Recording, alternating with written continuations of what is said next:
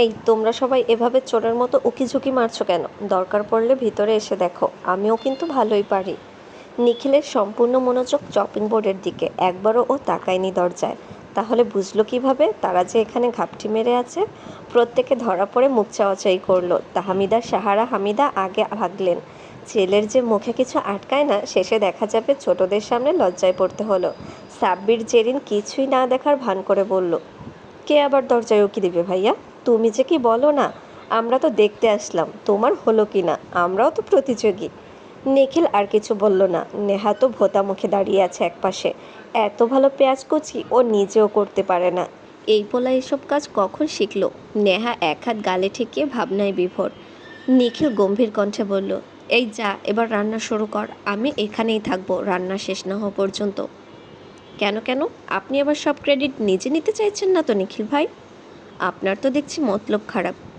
কি বললি? তুই আমার মতলব খারাপ? তা খারাপের কি করেছি আমি? ক্রেডিট নেওয়ার কি আছে এখানে? তুই আর আমি তো একই, তোর যা তা তো সব আমারও। ঠিক তো হাত পোড়াবি, তোকে চিনি না আমি? যা তো নিজের কাজ কর। নিখিল শার্টের দুইটা বোতাম খুলে বলল, ইস কি গরম এখানে। নেহা ব্যস্ত ভঙ্গিতে বলল, আপনি বাহিরে চলে যান নিখিল ভাই, আমি বাকিটা করে নিচ্ছি। নিখিল কথা শোনার পাত্র নয়, সে দেয়ালে ঠেস দিয়ে দাঁড়ালো। নেহা পানির পাত্র বসিয়ে তাতে নুডলস সিদ্ধ করতে দিল। মশলা কাটার জন্য হাতে কাছে নিতে হাত থেকে তার ছোঁ মেরে নিয়ে নিল নিখিল। কেটে দিচ্ছে আমি। নুডলস থাকার সময়ও নিখিল নেহাকে সরিয়ে দিল। নেহা মুখ বাঁকিয়ে বলল, সব নিজে করলেই তো পারেন, আজব লোক। এই একদম চুপ, হাতে ভাপ লেগে যাবে তোর। বৃষ্টি জেরিন সাব্বির দেখছে আর বলছে, বাহ ভাই কি প্রেম। হাত জ্বলে যাবে, ভাপ লেগে যাবে, আমার বউয়ের গরম লেগে যাবে, তোমার যা আমারও তা, বলছে আর মিটিমিটি হাসছে। নেহা আর চোখে একবার এদের দিকে তাকালো। জেরিন তো নেহাকে দেখেই চোখ টিপ মেরে দিল। এদিকে নেহা নিখিল রান্নাঘরে কী করছে তা দেখার সুযোগ পাচ্ছে না টয়া। সেতারা বেগম তাকে বসিয়ে গল্প করছে, কি কি রান্না পারে, আগের দিনে কিভাবে রান্না করা হতো এসব বলছে। টয়া বিরস মুখে হোঁ হা করছে, বলতেও পারছে না উঠে যাওয়ার কথা। রান্নাঘরের বাহিরে সাব্বির জেরিনের হাসাহাসি শুনে বুঝতে পারলো রান্নাঘরে নিশ্চয়ই কিছু একটা হয়েছে। দীর্ঘ ৪৫ মিনিট পর রান্নাঘর থেকে বের হয়েছে দুজন। নিখিলের অবস্থা শোচনীয়, ঘেমে জুবুথুবু হয়ে গেছে, শার্ট লেপটে গেছে গায়ে, কপাল গড়িয়ে ঘাম পড়ছে। নিখিল বেরিয়ে এসেই নেহার পেছনে দাঁড়ালো, ওর ওড়নায় নিজের মুখ মুছে ফেললো। টয়া স্পষ্ট দেখল সেসব। নেহা তো চটেছে বেশ, নাকের আগায় রাগ ঝুলিয়ে বলল, আপনার কি টিস্যু, তয়লে, গামছা এসবের অভাব পড়েছে? আমার ওড়নায় কি পেয়েছেন যত সব। নিখিল নেহার কপালের সাথে লেপ্টে যাওয়া চুলগুলো সরিয়ে দিতে দিতে বলল, মধু। নেহা চলে গেল সেখান থেকে। সোফায় বসে পড়ল অলস ভঙ্গিতে। নিখিল গিয়ে ওর পাশে বসলো। নেহা সরে গিয়ে বলল, দূরে গিয়ে বসুন, এমনি গরম, জায়গার কি অভাব পড়েছে নাকি ভাই? নিখিল দাঁতে দাঁত চেপে বলল, আমি তোর ভাই? তোর ব্রেন এত ড্যাম কেন নেহা? কিছু মনে থাকে না আজকাল? নেহা দ্বিগুণ বিরক্তি নিয়ে বলল, আমি কিছুই ভুলি নাই, আপনি আমার একমাত্র চাচাতো জামাই, আর আমি আপনার নামমাত্র বউ। নেহা উঠে ফ্রিজের কাছে গেল, রান্নাঘরে গিয়ে শরবত বানিয়ে নিয়ে এলো 1 গ্লাস। রান্নাঘরে এখন হামলা চালাচ্ছে সাব্বির আর জেরিন। একটা ডিম ভাজতে নাজেহাল অবস্থা সাব্বিরের। চেহারার সৌন্দর্য বাড়াতে ডিমের উপর টমেটো কুচি দিয়েছে, এবার আর উল্টাতে পারেনি, গেছে মাঝখান দিয়ে ভেঙে। তা দেখে জেরিন দুনিয়া কাঁপিয়ে হেসে দিল। সাব্বির রেগে আলো ছুঁড়ে মেরেছে জেরিনের উপর। বৃষ্টি এসব দেখে বেরিয়ে গেছে, এদের সাথে রান্না করা যাবে না, দুই পাগল একসাথে ঢুকেছে। সাব্বির নিজের ভাঙাচোরা ডিম ভাজা এনে টেবিলে রাখলো। প্লেটিংয়ে কমতি রাখেনি কিছু, সস দিয়েছে, তার উপর একটা আস্ত ধনেপাতা বসিয়ে দিয়ে 2 হাত উঁচিয়ে বলল, আহা আমার স্বাদের ডিম ভাজা, তোর ওপর যেন কোনো শকুনের নজর না পড়ে। আমি জানি তুই পাবি বিজয়ের মুকুট। সাহারা কপাল চাপড়ালো, রান্নার চক্করে ছেলেটার আজ মাথার তার ছেড়ে গেছে। নেহা শরবত নিয়ে সোফায় বসতেই তাতে টান বসালো নিখিল। নেহা তো আঁতকে উঠল, সে এই শরবত নিখিলকে কিছুতেই দিবে না। নিখিল ভ্রুকুটি করে বলল, নেহা তুই ছোট মানুষ, আমাকে দে এটা। ছোটদের হাতের বানানো শরবত খেতে আপনার কষ্ট হবে নিখিল ভাই, নিজেরটা নিজে বানিয়ে খান। নিখিল দিচ্ছে একদিকে টান, নেহা একদিকে। নেহা এবার নিখিলের হাতের উপর রেখেই অর্ধেক খেয়ে ফেললো। নেহা বাকিটা খাওয়ার আগেই নিখিল নিয়ে খেয়ে ফেললো। নেহা নাক মুখ কুঁচকে বলল, আপনি আমার মুখের আধ খাওয়াটা খেয়েছেন কেন? ওয়াক থু থু। সাব্বির সবে মুখে পানির গ্লাস তুলেছে। হামিদা বেগম এসে বলে, খেয়েছে তো কি হয়েছে, খাবার ভাগাভাগি করে খেলে ভালোবাসা বাড়ে, বুঝলি? সাব্বিরের নাকে মুখে পানি আটকে যা তা অবস্থা, খুক খুক করে কেসে উঠেছে বেচারা। নেহা কাচুমাচু হয়ে সেখান থেকে কেটে পড়ল। তার মা আর বড় মা কি হচ্ছে কে জানে, কী সব বলে যখন তখন। জেরিন রান্না শেষে দমে বসিয়ে বেরিয়ে আসলো। বৃষ্টি টয়া এবার রান্না করছে। বৃষ্টি বানিয়েছে পায়েস, এটা ওর যেমন পছন্দ তেমন রান্নাও করে ভালো। দুপুরে সবাই এসে হাজির। খাবার টেস্ট করবে একজন, সেতারা বেগম বসলেন চেয়ারে। তিনি বললেন, নিখিল তুই টেস্ট করে বলবি কারটা বেশি ভালো হয়েছে। নিখিল বুকে দুহাত ভাঁজ করে রেখে বলল, এসব ঝামেলায় আমাকে ফেলবে না দাদি। এমনিতে এদের এই রান্নার চক্করে অফিস যেতে পারিনি আমি। বাপ চাচার অফিস বলে চাকরিটা আছে, না হয় যা একটা জুটেছে কপালে, 2 দিন পরই চাকরি থেকে ছাড়িয়ে দিত কর্তৃপক্ষ। নেহা চোখ সরু করে দেখলো একবার, এই লোক ঠিক ঘুরিয়ে পেঁচিয়ে তাকে খোঁচা মেরে দিল। হামিদা সাহারা বসলেন চেয়ার টেনে। আজ শাহ আলম চৌধুরী আসেননি। দুপুরে নিখিল যায়নি অফিসে, তাকেই সামলাতে হচ্ছে বাকিটা। সেতারা বেগম কড়া করে বললেন, নিখিল তোকে যা বলছি কর, না শুনতে চাইনি আমি, এটা আমার নির্দেশ। নিখিল দাদির কথা সচরাচর কখনোই অমান্য করে না। প্লেটে প্রথমেই একটু ডিম ভাজা উঠিয়ে দিল সাব্বির। ভাবখানা এমন পোলাও কোরমা দিয়েছে পাতে। সাব্বির গদগদ হয়ে বলল, বলো ভাইয়া কেমন হয়েছে? তোমার ওপরেই নির্ভর করে পুরুষ জাতির রান্নার মান। নিখিল ডিম ভাজা মুখে তুলে নিল। কাঁচা টমেটো মুখে গিলেই কেমন ক্যাচ ক্যাচ করে উঠল। নিখিল মুখের ভঙ্গিমা একটুও পাল্টানি, চুপচাপ গিলে নিল পানসে ডিম ভাজা। পরে নিল 1 চামচ খিচুড়ি। খাওয়া শেষে জেরিনের দিকে তাকিয়ে বলল, যাক এবার নিশ্চিন্ত, শ্বশুরবাড়ি গিয়ে নাক কাটবি না আমাদের, খেতে ভালো হয়েছে। বৃষ্টিকে বলল, তোরটা শেষের আইটেম, অপেক্ষা কর। টয়া ভেবেই নিয়েছে গরুর মাংস রান্না করা কিছু নিখিল খাবে না, তাই হাত উঁচিয়ে কাচ্চি দিতে নিলেই নিখিল প্লেট ভর্তি করে নুডলস নিল। নেহা ভাবলেশীনভাবে বসে আছে। নিখিল আজকে যাই করুক সে ভেবে নিয়েছে কিছু বলবে না, কোনো প্রতিক্রিয়াই দেখাবে না। নিজেকে ব্যস্ত রাখতে চেয়ারে বসে মোবাইল চালাচ্ছে। একবার তাকালো আর চোখে। টয়া আবারও নির্লজ্জের মতো বলল, নিখিল ভাই আপনি ওটা খাচ্ছেন কেন? ওটাতে গরুর মাংস আছে, আপনার শরীর খারাপ করবে। হামিদা নেহাকে বিরক্ত নিয়ে বলল, এই গাধা, কাণ্ডজ্ঞান নেই তোর? সবাই খাসির মাংস দিল, তুই গরুর মাংস দিলি কোন বুঝে? নেহা ফোনের দিকে তাকিয়ে বলল, উফ মা, তুমি এত ভুল করো কেন বলো তো? ওটা গাধা হবে না, গাধি হবে। আর গরুর মাংস দিয়েছি আমার ইচ্ছে হয়েছে তাই, কাউকে তো জোর করিনি আমি খাওয়ার জন্য। নিখিল চামচ ভর্তি করে মুখে নিয়ে নিল। সে তারা কিছুটা রেগে বলল, এ কেমন কাজ দাদু ভাই? জেনে শুনে নিজের জন্য ক্ষতিকর কিছু খাবে কেন তুমি? নিখিল নেহার দিকে তাকিয়ে বলল, জেনে শুনেই কিছু বিষ পান করতে হয় দাদি। হামিদা মুখ খুললেন নিখিলকে না খেতে বলার জন্য। হামিদা বেগম তাকে থামিয়ে বললেন, এটা ওদের ব্যাপার, মাঝে কিছু না বলা উচিত আমাদের। সেতারা বেগম নাকচ করে বললেন, আর খাবে না তুমি? 2টা ট্যাবলেট খেলেই যদি কারো মুখের হাসি দেখতে পাওয়ার সৌভাগ্য হয় তো এরকম খাবার আমি বারবার খেতে রাজি। সাব্বির বলল, আমার পেটে ইঁদুর নাচতেছে। জেরিন বোন, সরি তোরটা খেতে পারলাম না, নেহা বইনের থেকে কিছু খাবার তুলে দে আমাকে। সাব্বির তৃপ্তি সহকারে খেলো। সাব্বিরের খাওয়া শেষ হতেই নেহা চেয়ার ছেড়ে উঠে বসলো। সাব্বিরের সামনে গিয়ে বলল, এবার দাও আমার 5,000। থতমত খেয়ে গেল সাব্বির। বৃষ্টি, জেরিন, টয়া তাকালো চোখ ছোট করে, নিখিল সহ বাকিরাও। সাব্বির বুঝতেই পারেনি কি বলছে নেহা। কিসের টাকা নেহা বোন? কিসের আবার? তখন বললে না যে আজকে তোমাকে খাসির মাংস খাওয়াতে পারবে তাকে 5,000 টাকা দিবে, সাথে আইসক্রিম ট্রিট। এখন দাও। পুরো 1 প্লেট নুডলস, কম হলেও ছোট ছোট 20 পিস মাংস ছিল। এবার ফটাফট আমার টাকা আমাকে দিয়ে দাও। সাব্বির জোরে চেঁচিয়ে বলল, ধোকা? আমাকে এভাবে ধোকা দিলি তুই নেহা? অবিশ্বাস্য, আল্লাহ কি চিটিং বাস তুই নেহা। আমি এসব মানবো না, মানি না, কোনো টাকা নেই আমার কাছে। এখন এসব বলে লাভ নেই, টাকা দিতে হবে মানে দিতে হবে। দেখছো মেজুমা, তোমার ছেলে কথা দিয়ে কথা রাখে না, টাকা দিতে বলো বলছি তোমার ছেলেরে। সাহারা বলল, দিয়ে দে সাব্বির, এবার একদম বেশ হয়েছে, আরও গিয়ে চ্যালেঞ্জ কর আর এভাবে মর।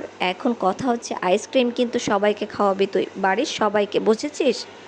মা, না না, তুমি আমার মা হতেই পারো না, এভাবে আমাকে ফকির করে দেওয়ার ধান্দা। আল্লাহ তুমি এর বিচার করো।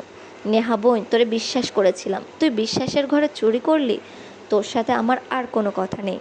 নেহা মাছি তাড়ানোর মতো করে বলল, আচ্ছা কথা না বললে নাই, আপাতত টাকা দিলেই হবে। জেরিন বলল, নেহা আয় বোন, বুকে আয়, এই ছাগলকে হারানো তোর দ্বারাই সম্ভব। আমি সত্যি গর্ববোধ করছি তোকে নিয়ে। নিখিল এখনও তাকিয়ে আছে। এই মেয়েটার মাথায় যে এত চিকন বুদ্ধি নিয়ে ঘোরে বোঝাই যায় না। তার বউটা আসলেই একটা চিজ। নিখিল 2 চামচ পায়েস খেলো, উঠে গিয়ে বলল, অনেক খেয়ে ফেলেছি আজকে, এবার আর পারবো না। আজকের বিজয়ী সাব্বির। নিখিলের কথা শেষ না হতেই সাব্বির উচ্ছ্বাসিত কণ্ঠে বলল, টাকা যাওয়ার শোক আমি ভুলে গেলাম। নিজের হাতে বার কয়েক চুমু খেয়ে বলল, আমি তো জানতামই না আমার রান্নার হাত এত ভালো। নিখিল তপ্ত শ্বাস ছেড়ে বলল, তোরটা কুখাদ্যের দিক দিয়ে প্রথম। খাবার টেবিলে সবাই জোরে হেসে দিল। সাব্বির মুখ ছোট করে ভাব নিয়ে বলল, তোমরা বুঝলে না এই প্রতিভা, কোনো ব্যাপার না। টয়া আর দ্বিতীয়বার বলার সুযোগ পেল না তার খাবার টেস্ট করার কথা। নিখিল দ্রুত পায়ে চলে গেছে রুমে। বাকি বড়রা সবাই চারজনের খাবারের প্রশংসাই করেছে। রাতে নেহা প্রচুর বিরক্ত। ম্যাথটা করলো 3বার মিলল নাই।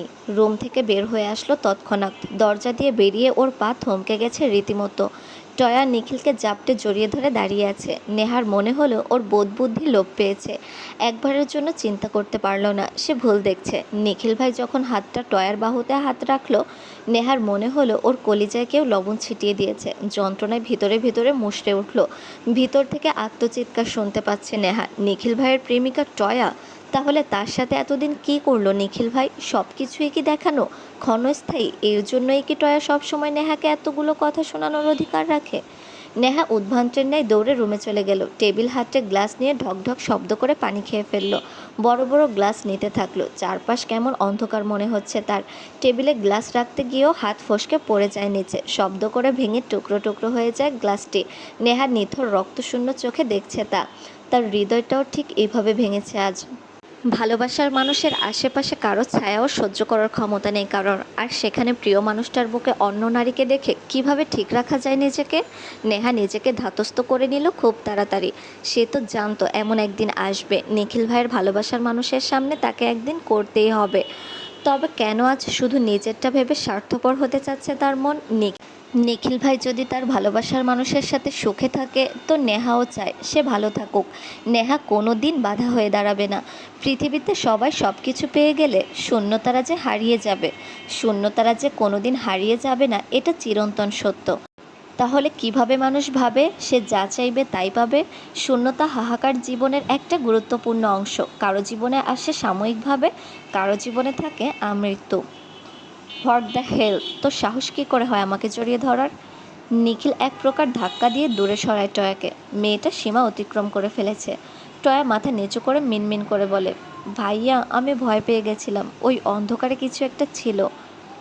আমাকে বলদ মনে হয় তোর? সারা বাড়ির কোনায় কোনায় লাইটিং করা, ইলেকট্রিসিটি যায়নি, তুই ইচ্ছে করে এমনটা করেছিস কেন? তোকে যে চড়িয়ে ঠিক করে দেয়নি এখনো, এটাই আমার ভুল। মেয়ে মানুষ না তুই? লজ্জা শরম বলতে কিছু দেয়নি তোকে সৃষ্টিকর্তা?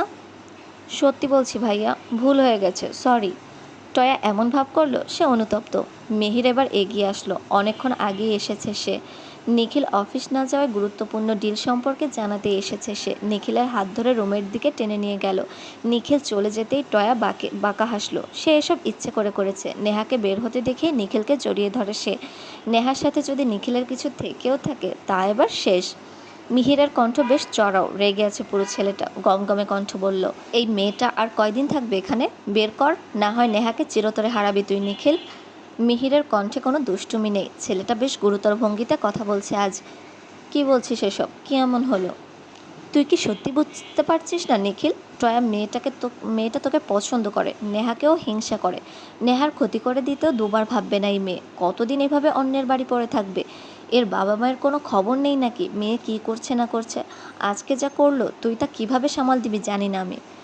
কি করেছে? নেহাকে দেখেই ইচ্ছে করে তোকে জড়িয়ে ধরেছে নিখিল, বুঝতে পারছিস তুই? নেহা ওখান থেকে যেভাবে চলে গেল মনে তো হয় না স্বাভাবিকভাবে নিয়েছে, আর নেওয়ার কথাও না। নেহা তোর বউ, স্বামীর ভাগ কোনো মেয়েই অন্য কাউকে দিতে পারে না। তুই যদি নেহাকে ওভাবে দেখতে রিয়াক্ট না করে থাকতে পারতি। মিহির অধৈর্য কণ্ঠে আবার বলল, মেয়েটাকে যেভাবে হোক সকালের মধ্যে বিদায় কর, না হয় পরবর্তীতে কিছুই করার থাকবে না। নেহার মধ্যে কোনো পরিবর্তন নেই। সে আগের মতোই নিয়ম করে সকালে নেমেছে, সবার সাথে কথা বলছে। টয়া ভরকালো কিছুটা। মেয়েটা এত স্বাভাবিক কেন? ওর তো কেঁদে কেটে ভাসিয়ে দেওয়ার কথা। নেহার মনের খবর তার প্রাণপ্রিয় বান্ধবীকেও সে জানায়নি। এই বিষয়টা জানানোর কি আছে? কষ্টের কথা কাউকে বললে কি তা কমে যাবে নাকি? নিজেরটা নিজেকেই সামাল দিতে হয়, জানতে হয়। তাহমিদা বেগম বুঝে গেছেন মেয়ের সূক্ষ্ম হাসির পেছনের বিষণ্ণতা। মা তো সন্তানের কষ্ট ঠিক আজ করতে পেরেছেন। নিখিল গম্ভীর কণ্ঠে বলল, তা টয়া, বাড়ি যাচ্ছিস কবে? ভার্সিটি খুলবে না তোর? অনেক দিন তো হলো, তোদের ভার্সিটি তো দেখছি অনেক দিন বেশি ছুটি দেয়। টয়া বুঝতে পারলো নিখিল তাকে তাড়াতে চাইছে। টয়া ধীর কণ্ঠে বলল, 2 দিন পর চলে যাব ভাইয়া। নিখিল নেহার দিকে খেয়াল করলো। মেয়েটা মনোযোগ দিয়ে খাবার খাচ্ছে, কারো দিকে তাকালো না পর্যন্ত। নিখিল আঁতকে উঠল এবার। নেহার হাতের ক্ষত এখনও শুকায়নি, ঝোলে হাত বেশ মাখিয়েছে। পরোটা খাচ্ছে নিজ মনে। নেহা মুখে খাবার দিতে নিলে নিখিল হাতের কবজিতে ধরে আটকে দিল। কি করছিস নেহা? হাত জ্বলছে না তোর? যা হাত ধুয়ে আয়, এখানে সবাই আছে, কাউকে বললেই তো খাইয়ে দিত। নেহা মৃদু হাসল। সমস্যা নেই ভাইয়া, আমার হাতে কিছু হয়নি, সামান্যই তো, জ্বলছে না একদম। আর কতদিন সবার হাতে খাবো বলো? রোজ রোজ কাউকে না কাউকে বিরক্ত করতে ভালো লাগে না আমার। এমনিতেও সবাই বিরক্ত হও আমার কাছে, তাই ভাবলাম এখন থেকে কম জ্বালাবো তোমাদের। সেতারা বেগম কঠিন কণ্ঠে বললেন। যাক, অবশেষে মাইয়াটার মতিভ্রম কিছুটা কমলো, বুঝদার হইতাছে। নেহা নিজের হাত ছাড়িয়ে নিল, খেতে লাগলো। নেহার হাত এখন বরফে চুবিয়ে রাখতে ইচ্ছে করছে, তবুও তার কাছে এই কষ্টটা সামান্য মনে হচ্ছে। এর চেয়ে বেশি পড়েছে ওর হৃদয়। ওই ব্যথাটা আপনার চোখে পড়লো না নিখিল ভাই?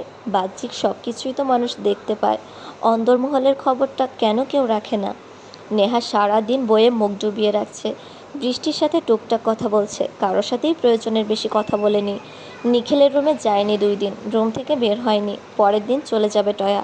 সন্ধ্যায় নেহা সেতারা বেগমের রুমে গেল। হামিদা বেগম তাকে পাঠিয়েছে সেতারা বেগমের সন্ধ্যার ওষুধটা দেওয়ার জন্য। নেহা রুমে ঢুকেই বলল, দাদি তোমার ঔষধ। টয়া দাঁত কেলিয়ে হেসে বলল, আরে নেহা যে, আমি তো নানুকে ঔষধ দিয়েছি, বুঝলে, আগে থেকে দায়িত্ব বুঝে নিচ্ছি। নেহা ভালো বলে বেরিয়ে যেতে নিলেই টয়া পিছু ডাকলো, আরে নেহা বসো না, গল্প করি কিছু। সারাদিন তো তুমি পড়াশোনাতেই ব্যস্ত থাকো। দেখলাম নিখিল ভাই তোমার সাথে 2বার কথা বলতে গেল, তুমি বললে না তুমি নাকি ব্যস্ত। সেতারা বেগম রাগান্বিত দৃষ্টি রাখল নেহার উপর। তার নাতির বউ হিসেবে মেয়েটা মোটেও যোগ্য না, তার তো প্রথম থেকেই পছন্দ না। নাতির খেয়ালও রাখে না ঠিক মতো, সারাদিন ছেলেটা অফিসে খেটে মরে, আর এই মেয়ে কথা বলার সময়ও পড়াশোনা দেখায়। নেহা বিরক্ত নিয়ে চেয়ার টেনে বসলো। টয়া সুর তুলে বলল, তা নানু, তোমাকে আমার কেমন লাগে? সেতারা মুখে পান গুজে দিয়ে বলল, কেমন লাগে মানে? তুই তো একটা সোনার টুকরা বোন, যেমন রূপ তেমন গুণ, তোর মতো মাইয়া পাওয়ার ভাগ্যের ব্যাপার। নেহাকে কেমন লাগে নানু? এমন প্রশ্নে নেহা বিব্রত হলো। এই মেয়েটা তাকে টানছে কেন মাঝখানে? সেতারা বেগম মুখ কুঁচকে ফেললেন, থমথমে কণ্ঠে বললেন, এই অকর্মার ঢেকির কথা কেন জিজ্ঞেস করছিস? কোথায় তুই আর কোথায় এই মাইয়া? চাঁদের লগে তুই মাটির তুলনা দিতে কস কোন বুঝে? ও কি আমার থেকেও বেশি সুন্দর নানু? না না, তোর মুখে মায়াবী একটা ভাব আছে, আর এ তো সারাদিন রেগে থাকে, উড়নচণ্ডী একটা। এরে দেখে কোন দিক দিয়ে মায়া দয়া আসে? গুণের কথা আর কী কমু, কিচ্ছুই নাই ঘটে। নেহা আনমনে নুয়ে পড়ল। তার দাদি তাকে এতটা খারাপ ভাবে? একটা বাহিরের মানুষের সামনে এভাবে বলতে পারলো? নেহা ভাবলো হয়তো শুধু মুখে মুখে বলে, মনের দিক থেকে তার দাদি তাকে ভালোবাসে। টয়া থামেনি, প্রশ্নের পর প্রশ্ন করেই আছে। সেতারা বেগম নেহার পক্ষে একটা কথাও বলেনি। টয়া বলে উঠল, নিখিল ভাইয়ের বউ করার কথা উঠলে তুমি কাকে বাঁচতে নানু? এবার নেহার হৃৎপিণ্ডে ঝড় উঠল, এতক্ষণে জমিয়ে রাখা কান্না যেন বেরিয়ে আসতে চাইল। সেতারা বেগম হেসে বললেন, নিঃসন্দেহে তোরে রে টয়া, তোর মতো লক্ষ্মীমন্তর বউই তো আমার নিখিলের পাশে মানাবে বেশি। টয়া গদগদ চন্দ্রিমা হয়ে নেহার দিকে তাকালো। নেহাকে দেখে বোঝার উপায় নেই ওর মনের ভিতর কী চলছে। অবিশ্বাস্য চোখে সে সেতারা বেগমকে দেখতে ব্যস্ত। নেহা এতটাই অযোগ্য? সেতারা বেগম দুঃখ নিয়ে বলল, কিন্তু নিখিলটা আমার কথা মানবে না রে এক্ষেত্রে। তোমার কোনো কথা কি নিখিল ভাই ফেলেছে কখনো? এবারও ফেলবে না, তুমি নিশ্চিত থাকো। নেহার দিকে তাকিয়ে সেতারা বেগম মুখ বাঁকিয়ে বললেন, যে দিমাইয়ারা কোনো দিন স্বামী সোহাগী হইতে পারে না, এরা 2 দিনও সংসার করতে পারে না। কিন্তু কেউ বুঝলো না আমার কথাটা। পর্দার আড়াল থেকে এবার গর্জে উঠল তাহমিদা, উঁচুতে তার কণ্ঠ। শাশুড়িকে মান্য করার কোনো ভয় নেই আজ তার মাঝে। আমার মেয়েটা আপনার কী ক্ষতি করেছে আম্মা? এতটা বিষ পুষে রাখছেন মনের ভিতর আমার ছোট্ট মেয়েটার জন্য? এত অপছন্দ আপনার আমার মাইয়ারে? সেতারা বেগম চেঁচিয়ে বললেন, গলা নামাইয়া কথা কও ছোট বউ। কেন আম্মা? গলা উঁচু করার অধিকার কি আপনার একারই আছে নাকি? আপনি অন্যায় করবেন তা আমরা চুপচাপ দেখবো, এটা কি করে ভাবেন আপনি? আজকে আপনার সামনে আপনার ছোট বউ মানা একজন মা দাঁড়িয়ে আছে। তাহমিদা বেগমের কণ্ঠ শুনে দৌড়ে এসেছেন হামিদা। সকাল প্রায় 10টা বাজে। ব্যস্ত পায়ে অফিস যাওয়ার জন্য বের হচ্ছিল নিখিল, সেও দৌড়ে এসেছে এখানে। সাহারাও এসেছে, সাথে বৃষ্টি। সবাইকে দেখেও থামার নাম নেই তাহমিদার। মেয়েটা হওয়ার পর থেকে কোনোদিন শাশুড়ির মুখে ভালো কথা শুনেননি মেয়ের নামে। কান বিষিয়ে যেত তারপরও চুপ থাকতেন তিনি, উল্টো মেয়েটাকে বকতেন। আজ মেয়ের সংসার জীবন ভালো থাকা নিয়ে প্রশ্ন উঠেছে, মা হয়ে পারলেন না চুপ থাকতে। আপনাকে কোনোদিন মেরেছে আম্মা? কোনোদিন আপনাকে খোঁচা দিয়েছে আম্মা? বড় আপা, মেজো আপা তোমাদের মেরেছে নেহা? বলো, তোমাদের কোনো ক্ষতি করেছে কোনো দিন? তোমাদের কোনো দামি জিনিস নষ্ট করে দিয়েছে? আম্মা আপনি বলুন, আপনার কি নষ্ট করেছে? বলছেন না কেন আম্মা? হামিদা বেগম তাহমিদা বেগমকে টেনে বললেন, পাগল হয়ে গেছিস ছোট? উনি আম্মা, বড় মানুষ, তুই বেয়াদবি কেন করছিস? আজকে বলতে দাও না আপা, 18 বছর ধরে জমিয়ে রেখেছি, এবার আমি ক্লান্ত। আম্মার কাছে আজ আমি জবাব চাই, পরে যা শাস্তি দিবে মাথা পেতে নেব। হামিদা বেগম জানেন না কি হয়েছে, কোন বিষয়ে এত তর্ক। হামিদা নেহার দিকে এগিয়ে গিয়ে বলল, বল নেহা, কি হয়েছে? এমন করছে কেন তোর মা? নেহার বাহুর চেপে ধরতেই নেহা ব্যালেন্স হারিয়ে দেয়ালে ঠেসে গেল, মূর্তির ন্যায় শুধু দাঁড়িয়ে রইল। আম্মা আপনি চুপ করে গেলেন কেন? বলুন, নেহা যেহেতু আপনার এত সমস্যার কারণ। ছোটবেলা বলতেন কেটে টুকরো টুকরো করে নদীতে ভাসিয়ে দিতাম, বড় করতাম না। আপনার শাস্তির জন্য এতটুকু অনায়াসে করতাম আমি আম্মা। নিখিল এবার চেঁচিয়ে উঠে বলে উঠল, ছোট মা? কেন বারবার বাহিরের মানুষের সামনে আমার মেয়েটাকে অপমান অপদস্থ করেন আম্মা? ও ছোট মানুষ, ওর মন নেই, ওর কষ্ট লাগে না আম্মা? আমার মেয়েটাকে প্রতিনিয়ত অপমান করে কি খুব শান্তি পান আপনি? তাহমিদা সমান তালে কাঁদছেন, থেমে থেমে আবার বললেন, আমার কোনো ছেলে সন্তান নেই দেখে আপনার আমার প্রতি অনেক ক্ষোভ রাগ, তাই না আম্মা? বড় আপা, মেজো আপার মতো ছেলে হয়নি দেখে ওই রাগটা আপনি আমার বাচ্চা মেয়েটার উপর ফলাচ্ছেন। আপনার কি একটু মায়া হয় না ওর জন্য? আপনার চোখের কাটা হয়ে গেল এভাবে? বাড়ি থেকে বের করে দিতেন, আমি আমার মেয়েকে নিয়ে দূরে কোথাও চলে যেতাম, আপনি শান্তিতে থাকতেন। নেহা এবার ধমকের সুরে বলল, থামো মা। হামিদা বেগমের সব রাগ গিয়ে এবার পড়ল নেহার উপর। উনি রেগে তেড়ে গেলেন মেয়ের দিকে। নেহা মাকে একটা হাসি উপহার দিল বিনিময়ে। নেহাকে হাসতে দেখে প্রত্যেকটা ব্যক্তি অবাক হলো। মেয়েটা পাগল হয়ে যায়নি তো আবার? এত কিছুর মাঝে হাসছে কেন? হামিদা মেয়ের হাসি সহ্য হলো না, হাত টেনে নিজের সাথে নিতে নিতে বলল, আজ তোকে মেরে ফেলবো আমি নেহা। তোর জন্য আমার জীবনের সব অশান্তি। তোর মতো সন্তান জন্ম দেওয়াই ভুল হয়েছে আমার। নেহা তামিদার হাত টেনে দাঁড় করালো, অতিশয় ভাঙা গলায় বলল, যা খুশি করতে পারো মা, বাধা দিব না। একটা সেচ কাজ এখনও বাকি আছে, ওইটা করে যাব। সেতারা বেগম বাকছাড়া হয়ে পড়লেন। ছোট বৌমা এত রাগ তার প্রতি জমা রেখেছে? নেহা এগিয়ে দাঁড়ালো সেতারা বেগমের সামনে, নিজের হাতের দিকে একবার তাকিয়ে একটানে খুলে ফেললো হাতে থাকা চুড়িগুলো। নিখিল বিস্ময় ভরে দেখল নিজের নামের চিহ্ন কিভাবে নিজ থেকে আলাদা করলো তার প্রেয়সী। চুরিচোরা হাতে নিয়ে দীর্ঘশ্বাস ছাড়ল। যোগ্য ব্যক্তির হাতে পরিয়ে দিও দাদি, তোমার নাতিকে মুক্ত করে দিলাম। নিখিলের মনের ভিতরে কামড়ে ধরল যেন কেউ। নেহার থেকে মুক্তি তার কাছে মৃত্যুর সমান। মেয়েটা সম্পর্ক ছিন্ন করতে চাইল, কি এমন ঘটেছে এখানে? তাহমিদা ফের টান দিলেন নেহার হাত। সেতারা বেগম বলে উঠলেন, আমার প্রতি তোমার এত রাগ ছোট বৌমা? আমাকে না তুমি মা বলে ডাকো? তাহমিদা বেগমের কঠিন স্পষ্ট গলা, শাশুড়ি কোনোদিন মা হয় না, আর দাদি কোনোদিন ছেলের ঘরের নাতনিদের মন থেকে স্নেহ ভালোবাসা দেখায় না। তার জলজান্ত প্রমাণ আপনি আম্মা। নেহাকে টেনে হিঁচড়ে সাথে করে নিয়ে যাচ্ছে তাহমিদা। নেহা মাঝে মধ্যে ব্যথা পাচ্ছে, তবুও টু শব্দটি করল না। তাহমিদা বেগমের পেছনে ছুটছে হামিদা বেগম সহ সকলে। তাহমিদা নিজের ঘরে মেয়েকে ঢুকিয়ে ভিতর থেকে দরজা আটকে দিলেন। হামিদা বেগম নিখিল দরজায় অনবরত ধাক্কা দিতে লাগলো। ভিতর থেকে তাহমিদা বেগম বললেন, যদি আজকে কেউ আমাকে বাধা দেওয়ার চেষ্টা করেছ তো আগে নেহাকে খুন করব, পরে নিজে গলায় ফাঁস লাগিয়ে দিব। হাত থেমে গেল নিখিলের। নেহার কথা ভেবেই দরজার সাথে ঠেস দিয়ে মেঝেতে বসে পড়ল সে। নেহা শান্তভাবে বসে পড়ল খাটে। তাহমিদা বেগম রাগ দেখালেন না, শান্ত চোখে দেখলেন মেয়েকে। নেহা এসে মাকে জড়িয়ে ধরে হাউমাউ করে কেঁদে দিল। তাহমিদা বেগমের কলিজায় যেন কেউ আঘাত করছে অনবরত। মেয়েকে শক্ত করে জড়িয়ে ধরল তাহমিদা। মা বলো না, কি করলে আমার কষ্টটা কমবে? আমার যে কলিজা ফেটে যাচ্ছে মা, আমাকে তুমি মেরে ফেলো মা, আমি শাস্তি চাই। আমার এই অশান্তি আর ভালো লাগে না, আমি শান্তিতে নিঃশ্বাস নিতে চাই, বাঁচতে চাই, আমার দম বন্ধ লাগছে মা। সকাল গড়িয়ে দুপুর গড়িয়েছে। নেহা বের হলো তাহমিদা বেগমের রুম থেকে। নিখিল তখনও বসে আছে দরজার পাশে। নেহাকে বের হতে দেখে ওর হাত ধরল নিখিল, টেনে নিয়ে গেল নিজের সাথে। আপনি এখান থেকে চলে যান নিখিল ভাই, আমি একটু একা থাকতে চাই। না, আগে তুই আমার প্রশ্নের উত্তর দে, টয়া কিছু বলেছে তোকে? না। নিখিলের মুখে টয়ার নামটাও সহ্য করতে পারল না নেহা। আপনা আপনি চোখ দিয়ে পানি বেরিয়ে আসলো তার। কাঁদছিস কেন নেহা? বল না আমাকে কি হয়েছে, বুঝবো কি করে না হয়? নেহা কাঁদতে কাঁদতে এক পর্যায়ে নিখিলের কলার চেপে ধরে বলল, আপনি কেন আমার সাথে এমন করলেন নিখিল ভাই? আমার দোষটা কী ছিল বলেন? আমি আপনাকে বলেছিলাম আমাকে ভালো মানুষই দেখান, তবে কেন দেখিয়েছেন? বলেছিলাম না ঘৃণা করেন কেন?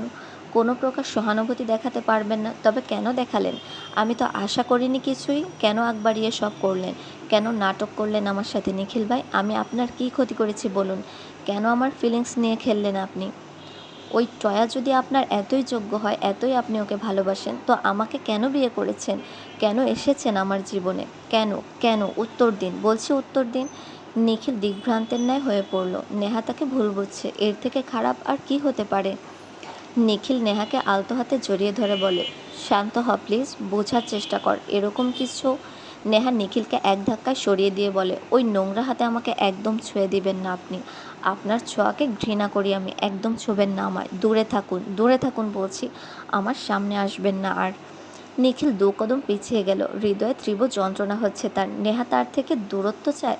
নিখিল দেয়ালে সজোরে একটা ঘুষি বসালো, দরজায় শব্দ করে বন্ধ করে বেরিয়ে চলে যায় রুম থেকে। নেহা মেঝেতে বসে পড়ে, পাগলের মতো নিজের চুল খামচে ধরে কান্না করতে থাকে। আপনি আমাকে এভাবে নিঃস্ব করে দিলেন কেন নিখিল ভাই? আপনাকে ভালোবাসাটাই কি আমার সবচেয়ে বড় ভুল, বড় কোনো অপরাধ? নেহার বুক চিনচিনে ব্যথা শুরু হলো। অতিরিক্ত রাগ কষ্টের ভার সইতে পারল না তার মন মস্তিষ্ক। স্বচ্ছ মেঝেতে লুটিয়ে পড়ল নেহার চিকন গড়নের দেহটা।